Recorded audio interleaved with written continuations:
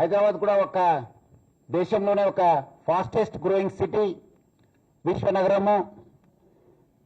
Hyderabad has its own challenges.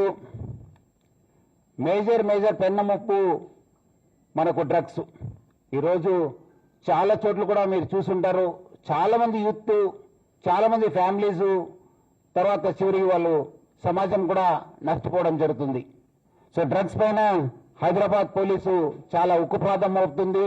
ఎట్టి పరిస్థితుల్లో మనము సహించేది లేదు.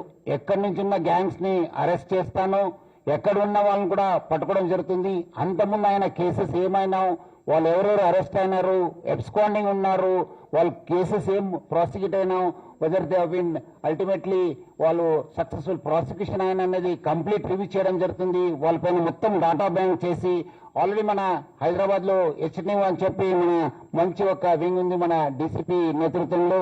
సో ఆ ఒక్క వింగ్ ది యాక్టివిటీస్ ని మనము స్ట్రెంగ్తన్ చేస్తాము. మనకు అవసరమైతే మ్యాన్ పవర్ ఇవ్వడం జరుగుతుంది. అదేవిధంగా మన స్టేట్ లో ఉన్న అదర్ వింగ్స్ అయిన ఈగల్ కావచ్చు, అదేవిధంగా వేరే స్టేట్ లో ఉన్న మన ఇలాంటి డ్రగ్స్ ఎన్ఫోర్స్మెంట్ వింగ్స్ తో కూడా మనం కోఆర్డినేట్ చేయడం జరుగుతుంది. అవసరమైతే రెగ్యులర్ మీటింగ్ చేసి, ఎందుకంటే మనము బయట నుంచి కూడా బాగా సప్లై ఉందని చెప్పి తెలిసింది. నేను కూడా ఉదయం కూడా ఎన్సీపీ ఆఫీసర్స్ తో కూడా మాట్లాడితే కూడా వాళ్ళు కూడా అదే చెప్తున్నారు. మనము ఐ థింక్ డ్రగ్స్ ని కంట్రోల్ చేయాల్సిన బాధ్యత బాగా ఉంది. సో ఐ థింక్ మన focus will be on drug.